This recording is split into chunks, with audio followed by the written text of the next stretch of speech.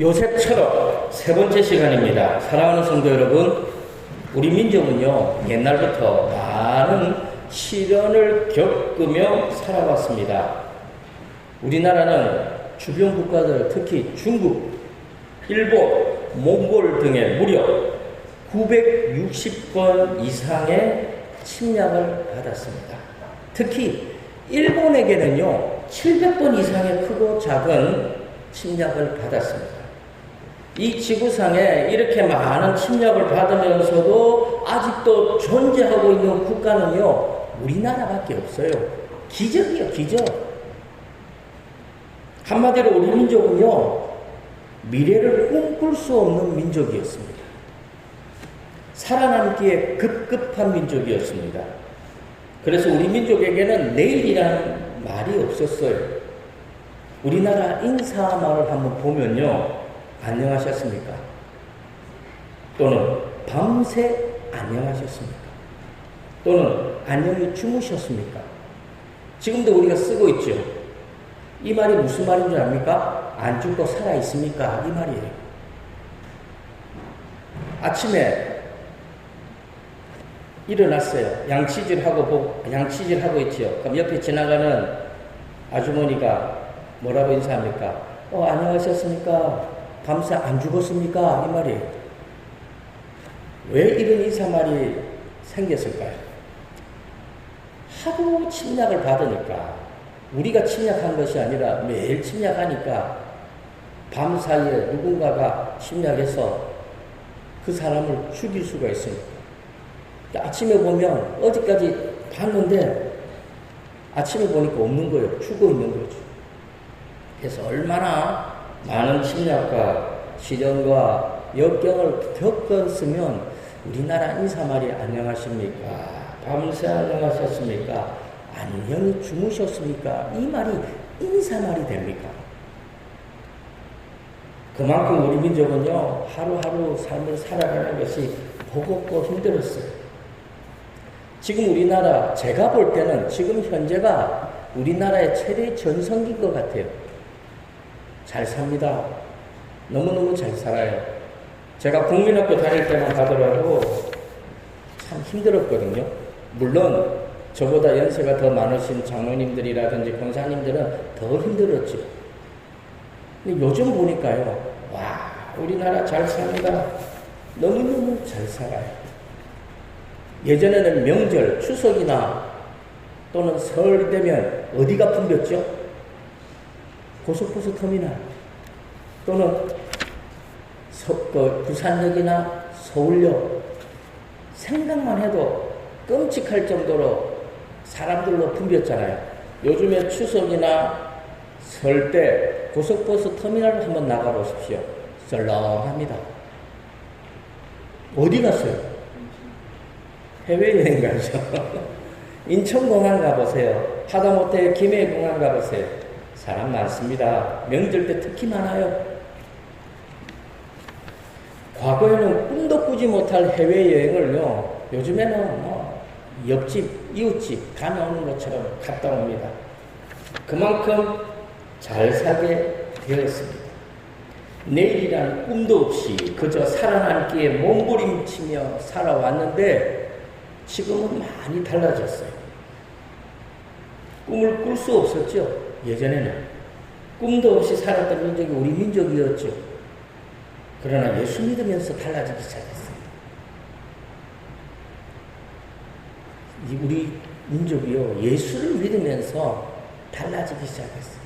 예수를 믿으면서 대한민국에 대학이 생기고 병원이 생기고 가난한 사람들이 공부를 통해서, 배움을 통해서 신분이 상승되어지고 꿈을 갖게 되었죠. 우리 민족은요, 예수 믿고 복받은, 이 땅에 물질적인 복을 받은 대표적인 나라, 그 민족이 우리 민족입니다. 그래서 예수 믿으면서 우리 민족에게도 내일이라는 꿈을 꿀 수가 있게 되었고, 예수 믿으면서 삶이 힘들면 힘들수록 더욱 우리는 꿈을 붙잡을 수 있게 된 겁니다. 그러므로 꿈꾸는 자에게는요, 아직도 좋은 날은 오지 않은 거예요. 인생 가운데 가장 좋은 날은 아직도 오지 않았어요. 혹시 꿈이 없습니까? 죄송하지만 그분은 그걸로 끝입니다. 더 이상 뭐 바랄 것도 없어요. 그냥 살다가 천국 가면 됩니다. 그런데 아직도 나에게 꿈이 있다. 그러면 아직도 나에게 좋은 날은 오지 않았습니다. 저 역시 꿈꾸는 목사이길 원합니다. 내 삶의 가장 좋은 날은 아직도 오지 않았습니다. 우리 부강교회도 아직 좋은 날은 오지 않았습니다. 분명한 사실은 우리 부강교회도 하나님의 약속이 이루어질 날이 있다는 거죠. 이것이 바로 꿈꾸는 사람, 꿈꾸는 교회의 축복이고 특권입니다. 힘들고 어려울수록 더욱더 하나님을 바라보고 꿈을 부여잡고 살아갑니다. 그래서 저는 언제나 하나님 앞에 조급한 마음으로 그날이 빨리 오게 해달라고 기도하고 있어요. 밤에 잠을 잘 때도 우리 부강교회가 꿈을 이루었을 때를 상상합니다. 잠자다가 제가 설교를 하는데 교회 안에 5,000명, 6,000명이 앉아있어요. 거기서 제가 설교를 하는 거예요. 부목사 때는 했거든요. 부목사 때는 5,000명, 6,000명 있는 데서 설교를 했어요. 근데 단목사 되니까 안 되네. 지금도요, 밤에 잠잘 때 잠이 안 와요. 왜? 눈만 감으면 우리 부강교회가 꿈을 이루었을 때 5,000명, 6,000명이 앉아서 예배 드릴 때를 상상해요. 그러다가 밤을 샌 적이 한두 번이 아닙니다. 그러므로 성도 여러분, 저를 우습게 보지 마시기 바랍니다. 저는요, 제 친구들 목사를 만나들면 제가 뭐라고 말하는지 압니까? 야, 임마, 나 너그 교회하고 우리 교회 안 바꿔.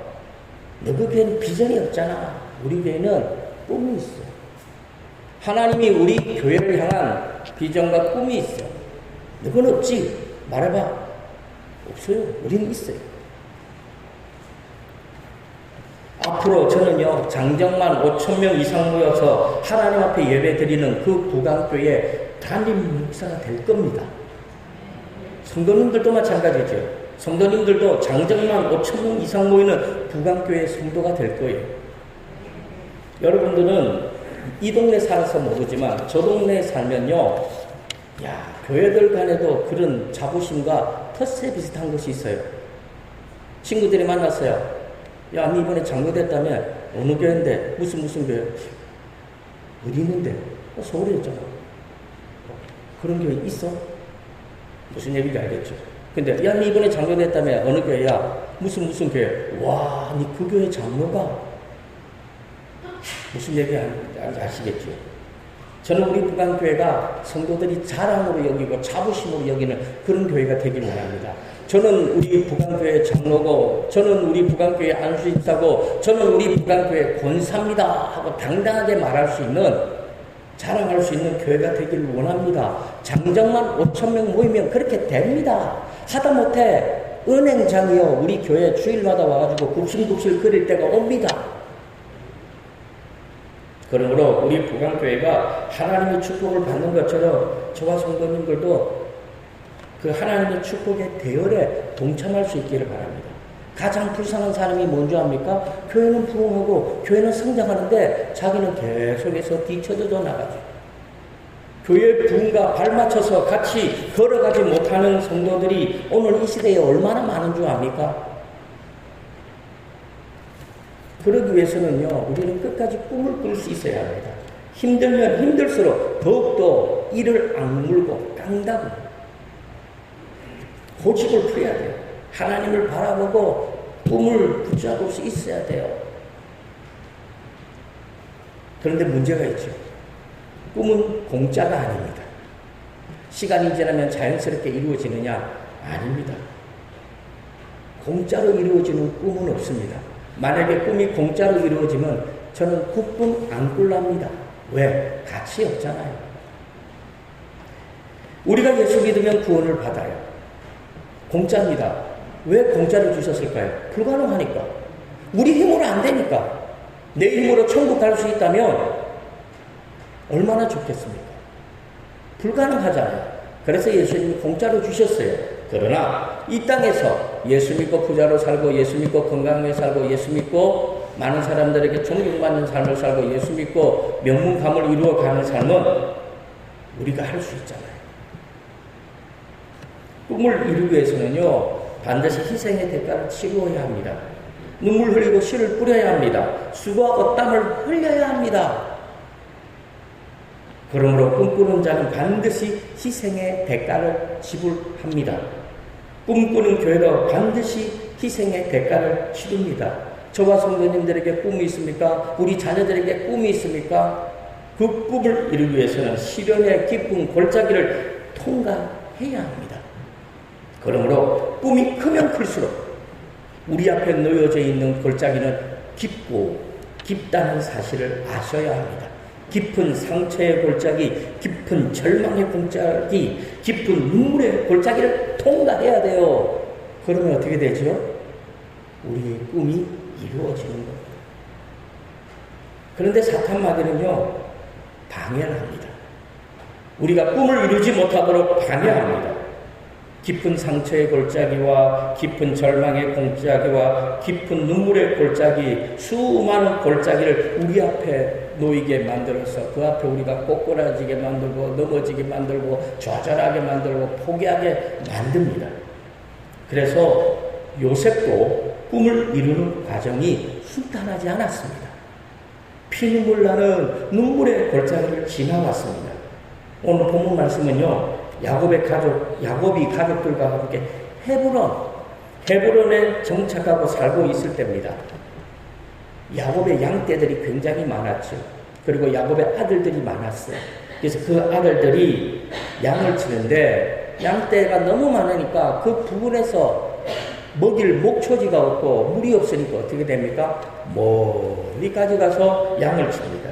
그래서 세겜이라는 곳에 가서 요셉의 형들이 양을 치고 있었습니다. 그런데 야곱이 마음이 놓이지 않아요. 요셉에게 형들이 지금 양을 잘 치고 있는지, 세겜에서 아무 일이 없는지 한번 살펴보고 오라고 심부름을 보냅니다. 세겜이 어떤 곳입니까? 세겜은 일찍이 야곱의 아들들이 세겜에 살고 있는 히위 족속의 남자들을 학살한 적이 있었어요. 다 죽인 적이 있었어요. 그래서 혹시 히위 족속들이 보복하지 않을까, 이 염려하는 마음이 아버지인 야곱에게 있었어요. 그래서 아들들이 세겜에서 양을 친다는 소식을 들었을 때 염려가 되고 걱정이 되는 거예요. 그래서 요셉을 세겜에 다녀오라고 심부름을 보냅니다. 형들이 세겜에서 아무 일 없는지, 양을 잘 치고 있는지 살피고 오라는 거죠. 이때 아마 야곱은 요셉의 손길을 통해서 형들이 먹을 수 있는 음료라든지 양식들을 많이 준비해서 보냈을 겁니다. 그런데 야곱이 살고 있는 헤브론에서 세겜까지의 거리가 대략 80km 정도가 떨어져 있어요. 이 당시로는 꽤 먼 거리죠. 자동차를 가지고 있는 오늘 이 시대도 80km면 그렇게 가까운 거리는 아닙니다. 그래서 요셉은 며칠을 걸쳐서 세겜에 도착합니다. 그런데 세겜에 도착해 보니까 형들이 없어요. 세겜에서 약 20km 떨어져 있는 도단으로 내려갔다라는 거죠. 보통 양을 치다 보면 이 목초지를 따라서 이동하게 되어 있거든요. 세겜에서 양을 치던 형들이 목초지를 따라서 20km 떨어져 있는 도단까지 내려간 겁니다. 그래서 요셉은 부지런히 도단으로 가서 형을 만나죠. 형을 만난 요셉은 기뻐서 어쩔 줄 모릅니다. 그런데 형들은 달랐어요. 형들은 멀리서 오고 있는 요셉을 보고 꿈꾸는 자가 온다고 하면서 서로가 죽이기로 모의를 합니다.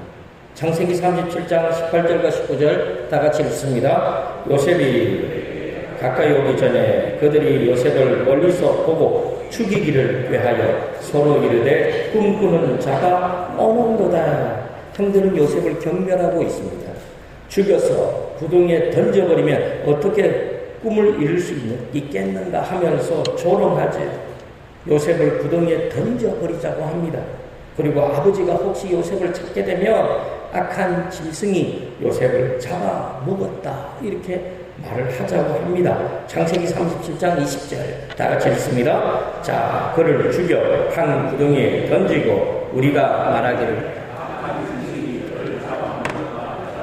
그의 꿈이 어떻게 되는지를 우리가 볼 것이니라 하는지라. 얼마나 악한 생각입니까? 한 피를 나눈 형제가 아무리 동생이 미워도 어떻게 동생을 죽일 생각을 할 수 있습니까?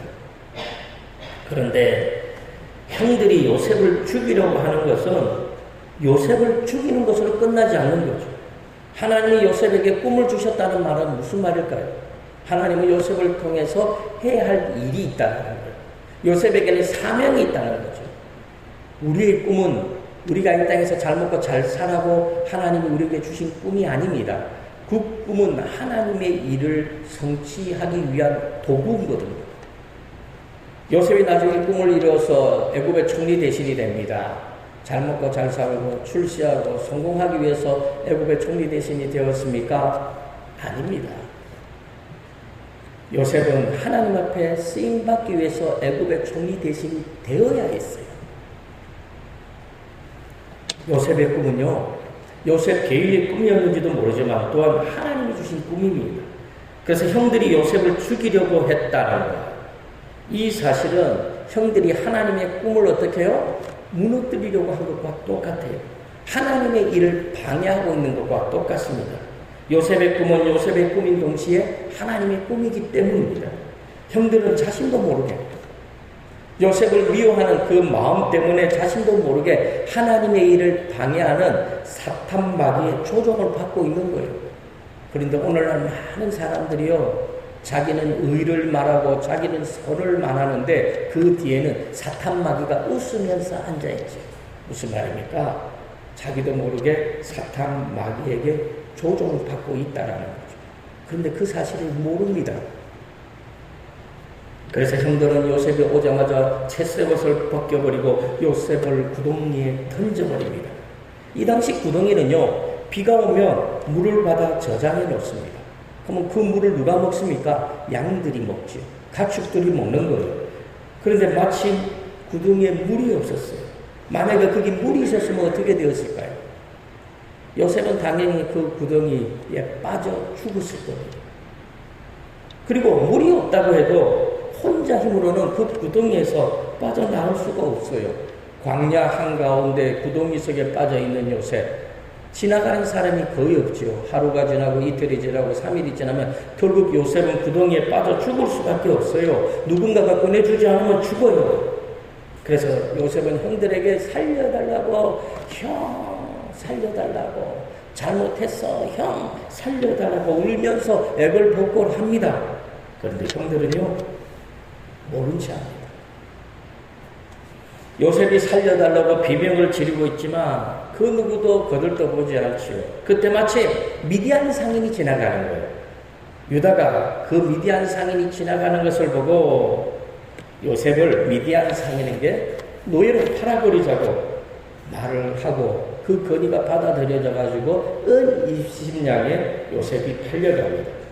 요셉은 아버지에게 사랑받는 아들에서 지금은 노예로 전락해버렸죠. 이 당시 노예는요, 인간이 아니에요.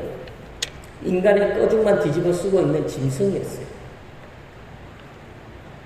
주인이 해방시켜주기 전에는 영원토록 그 자식도 노예입니다. 영원토록 노예로 살아갈 수밖에 없죠. 요셉의 입장에서는 기가 막힐 일이었습니다. 이제 다 끝났어요. 요셉의 꿈은 완전히 산산조각이 나버렸어요. 그런데 여기서 우리가 알아야 할 사실이 있습니다. 우리가 하나님을 향한 그 믿음만 잃어버리지 않는다면 하나님의 주신 꿈은 절대로 무너지지 않습니다. 아무리 사탄 마귀가 우리의 꿈을 공격하고 우리를 꿈을 이루지 못하도록 우리를 좌절케 하더라도 하나님이 주신 꿈을 붙잡고 있으면 하나님의 꿈은 하나님의 때에 반드시 이루어집니다. 그러므로 사탄 마귀의 공격은 꿈을 이루기 위한 어떻게 보면 고난의 골짜기, 희생의 골짜기, 눈물의 골짜기에 불과하지. 그러므로 요셉의 꿈은 결코 사라질 수 없습니다. 반드시 이루어집니다. 저와 성도님들도 이 사실을 믿어야 돼요. 그리고 우리가 송구영신 예배 때 보았던 약속의 말씀 가득 그 말씀이 하나님이 나에게 주신 약속이고 비전이에요. 다 잊어버렸죠. 여러분들은 축복을 땅바닥에 던져버렸어요. 잊어버렸어요. 그 말씀이 나에게 주신 축복이라고요. 그 말씀을 읽고 그 말씀의 축복이 나에게 이루어지도록 기도해야 돼요. 오병이의 꿈, 우리 부간교회의 약속의 말씀입니다. 오병이의 꿈 붙잡아야 돼요. 힘들고 힘들수록 꿈과 비전을 붙잡아야 돼요. 그러면 우리도 요셉처럼 꿈을 이룰 수 있습니다. 사랑하는 성도 여러분, 미디안 상인에게 노예로 팔린 요셉은 애굽의 노예 시장에서 바로왕의 시위대장 보디발 장군의 집에 팔려갑니다. 왜 하필 보디발 장군의 집입니까? 이 당시 애굽은요 거대한 제국입니다. 귀족들도 많았죠. 그런데 왜 하필 보디발 장군의 집에 요셉이 팔려갈까요? 보디발 장군은요 이 당시 바로왕의 경호실장이에요. 경호대장. 굉장히 높은 지위에 가고 있죠. 그런데 하나님은 요셉을 보디발 장군의 집에 노예로 팔려가게 한 거예요. 왜 그러면 보디발 장군의 집에 노예로 팔려가게 했을까요? 하나님의 계획 속에는, 하나님의 비전 속에는 요셉은 앞으로 애굽의 총리 대신이 되어야 하기 때문에, 하나님의 계획 속에는 요셉은 보디발 장군 아내의 유혹을 받아야 했기 때문에, 그래서 왕의 감옥에 들어가야 했기 때문에 하나님은 요셉을 보디발 장군의 집으로 팔려가게 한 겁니다. 요셉의 입장에서는 내가 보디발 장군의 집에 노예로 팔려갔지만 하나님이 볼 때는 하나님이 보디발 장군의 집에 요셉을 파송한 거예요. 하나님의 일을 감당할 수 있는 사명자로서 요셉을 파송한 겁니다. 그래서 하나님은 요셉이 어디를 가든지 항상 요셉과 동행을 했어요. 사도행전 7장 9절 말씀입니다. 여러 조상이 요셉을 시기하여 애굽에 팔았더니 하나님이 그와 함께 계셔. 하나님이 요셉과 함께 계셨다라는 거죠. 그러므로 요셉이 애굽으로 팔려갔을 때 하나님도 요셉과 함께 팔려간 거예요. 요셉이 왕의 감옥에 들어갔을 때 하나님도 요셉과 함께 왕의 감옥에 들어간 겁니다. 요셉은 혼자서 애굽으로 팔려간 것이 아닙니다. 요셉은 혼자가 아니에요. 하나님이 언제나 요셉과 함께 하셨다라는 겁니다. 사랑하는 성도 여러분, 하나님이 주신 꿈은 절대로 실패할 수 없습니다. 물론 꿈을 이루기 위해서는 깊은 고난의 골짜기를 지나야 합니다. 길고 긴 고난의 터널을 지나야 합니다. 그러나 하나님이 주신 꿈을 이룬 자는요, 다 이런 고난의 터널을 지났어요. 온실 속에 살다가 어느 날 갑자기 꿈을 이룬 사람이 없다라는 거예요. 요즘에 올림픽 기간이잖아요. 우리나라는 참 대단한 것 같아요. 칼 쏘고 총 쏘고 이런 데 강해요. 전쟁 나면 우리나라하고 싸워서 이길 나라가 없을 것 같아요. 대단하지 않아요? 칼 잘 쏘지요, 총 잘 쏘지요, 활 잘 쏘지요. 그런데 이들이 자고 일어났더니 활을 잘 쏘게 되고, 자고 일어났더니 올림픽에서 금메달을 땄을까요? 아니에요. 눈물 흘리고 씨를 뿌리는 과정이 있었어요. 우리나라 양궁이 이번에도 금메달을 그냥 싹쓸이 하더라고요. 그런데요, 그 뒷이야기, 백스토리를 보니까 우리나라예요. 그 진천, 거기 우리나라 국가대표들이 훈련하는 장소가 있는가 봐요. 그 장소에 지금 빨이 있잖아요. 그 양궁장하고 똑같이 만들어가지고 그 진천에다가 만들어 놓은 거예요. 무슨 말인지 압니까? 진천 양궁장에서 활을 쏠 때나 파리 양궁장에서 활을 쏠 때나 똑같다는 거예요. 그리고 그 양궁 선수들이 활을 잘 쏠 수 있도록 모든 시설뿐만 아니라 하다못해 야구장에서도 활을 쏘게 만들고, 축구장 옆에서 활 쏘게 만들고, 하다못해 군부대에 들어가가지고 여자들이 있잖아요. 여자들이 약해놓고 군인들 다 연병장에 모이게 하고, 그러면 군대에 가면요, 군인들은요, 여자만 보면 돌아버리거든요. 난리 납니다. 근데 우리 한국 선수들이 이렇게 활을 쏘더라고요. 그리고 옆에 많은 사람들이 있고, 하다못해 아나운서 있죠, 아나운서까지 데려와가지고 실제 상황처럼 해가면서. 그런데 우리나라 영어 선수들은 아랑곳 없이 그대로 백발백중으로 쏘더라고요. 이런 훈련을 했다니까요. 꿈을 이루기 위해서, 금메달을 따기 위해서 그들은 그들이 할 수 있는 최선의 노력과 애쓰기 있었다는 겁니다. 눈물 흘리고 씨를 뿌렸다는 거죠. 수고하고 땀을 흘렸어요. 깊은 눈물의 골짜기를 지나왔다라는 겁니다. 그 결과가 금메달이고 그 결과가 꿈을 이루는 겁니다. 그러므로 저와 성도님들도 실패와 좌절을 두려워하지 마시기 바랍니다. 실패와 좌절은 넘어가라고 하나님이 우리에게 주신 거예요. 실패와 좌절 앞에 그냥 나는 안 된다 하고 포기하라고 준 게 아닙니다. 그래서 실패와 좌절을 두려워하지 말고 넘어서고 하나님을 믿고 하나님이 주신 꿈을 끝까지 붙잡고 우리 부간교회의 꿈을 이루고 성도님들 가정의 모든 꿈을 다 이룰 수 있기를 주님의 이름으로 간절히 축원합니다. 하나님